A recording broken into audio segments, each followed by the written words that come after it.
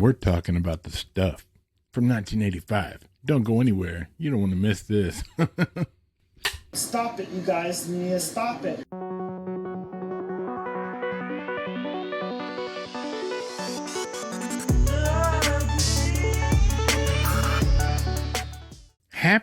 Happy Friday. Boy, this has been a long week, and I'm ready for the weekend, which is only a few short hours away. I hope y'all are doing great. And we're going to finish off the week strong, talking about Arrow's release of The Stuff from 1985. This was a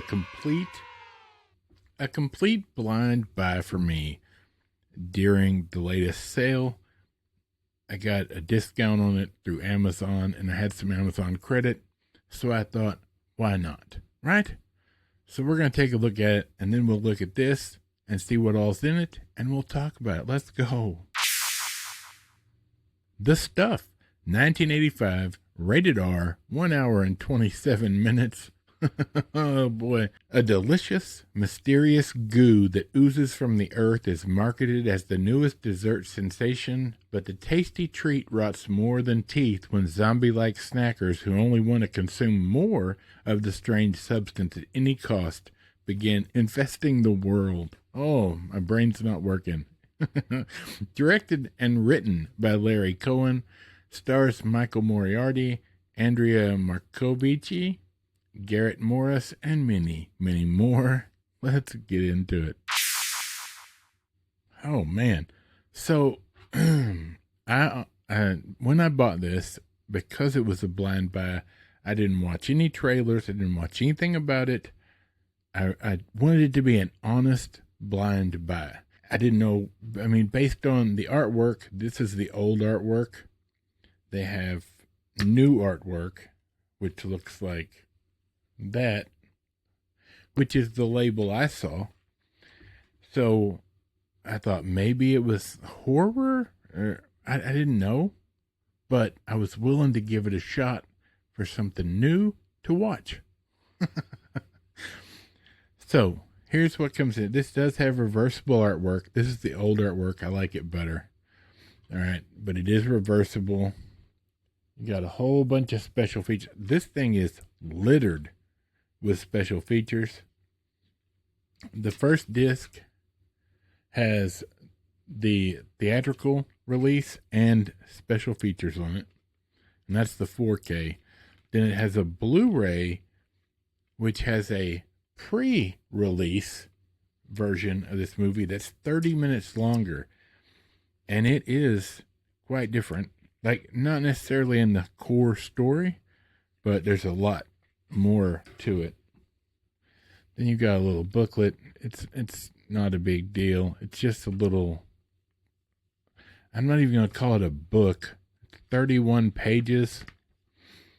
It's kind of flimsy, but it is what it is. It's not like this is a chunky box or whatnot.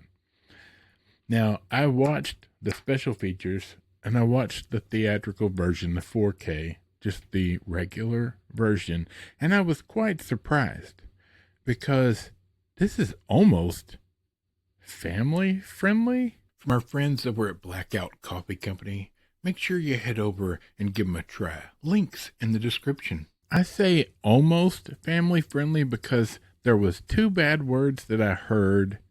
There was no nudity, but there is a bit of gore factor to quite a bit of it, but it's so nonsensical gore, because when the people eat this, if they get attacked, this stuff, which is like an alien being or whatever, will come out of their body through their mouth, causing their mouth to open really wide and deform them and explode their heads, things like that. This is 1985. Some of the special effects don't hold up, even in this version, right? Like restored or whatever let me see. Did they restore it? Yeah, it's a restoration, but some of the special features were a bit cheesy and obvious, and some of the other stuff looked really well for what it was. This is B-movie horror, right? But this is more of a comedy, to be honest. just because it's so ridiculous. It was quite funny. I found it. There was a bit of bad acting in the beginning with the little boy who's the main character, one of the main characters here. His family, like the mom, boy, she was reaching for that Academy Award that she was never going to get. But other than that, for the most part, this is a fantastic movie. I'm not a horror guy. You guys know this. But this was like perfectly on that line that it's watchable and I enjoyed it, and it wasn't really horror to me. The gross out effects weren't even really that gross outy, if that makes sense. I will tell you this, as much as I like the special features and I learned a lot and found this very interesting, the second disc, the pre-release version of the Blu-ray, I didn't watch it in its entirety. And I'll tell you why. I skimmed through it, right? Like I turned it on and I went through checking out several bits. I wanted to see how it looked. The audio is a little off. It's a pre-release version of the film, right? Before they start editing it down for the theatrical version, right? It had a bit more language that I saw, and there may or may not have been some nudity. I don't know, because I did not watch it in its entirety, because I just wasn't interested in watching it again. Now, the theatrical version, I might watch it again. It was enjoyable. The pre-release version, this is not a movie I care if they had 30 more minutes to it originally or not. I just didn't. Like, I thought the theatrical was fine at the time limit, the hour and a half that they had for it, and the way it was shot, and the way there was some really great characters in this and some really great story beats to it. It was shot well for 1985, I thought. Like, this is not a high budget movie. This is a low budget B movie horror comedy, right? And I enjoyed that. I thought it was quite hilarious.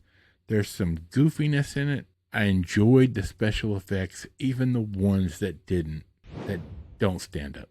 That it's so obvious and so blatantly awful. And in the special features, they do talk to the effects guy, and he admits he was young at that point and didn't necessarily know, like, he wasn't as experienced as he is now.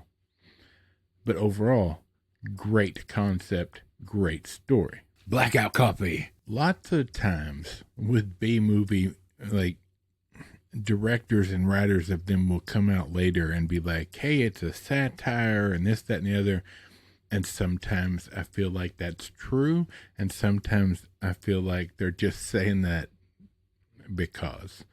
But in this instance, this is a true satire about consumerism and how when we're shown these products and you'll buy them, and it's done in a great fashion, a fun way, an enjoyable romp through all of that. I can't believe I'm saying I recommend this if you don't mind a little body horror, a little bit, and goofiness and B-movie madness, right? It's hard for me to even call it a horror movie. It's too funny. I don't mean laugh out loud funny. I just mean absurd, right? Humorously absurd. There's a few horror notches in it, like, stressful bits to lead you down the path. But overall, I struggle to even call this a horror movie. B-movie, yes. Body horror, okay. Dark comedy, sure. A bit of sci-fi on the side. I'm happy I bought it. I like it. I'm gonna keep it around. Have you seen this? Do you own it? What's your opinion? Tell me, because this has made me want to look further into this, to the late Larry Cohen and some of his stuff that he did, some of his movies. It was entertaining, and I'd like to see more from him as the director and writer of these low budget fun films. Right? All right. Hey, I'm starting the weekend. How about right about now? For Michael, the microphone, Bob, squeaky chair in the back, and this big fat nerd, have a great weekend, and we will see you later.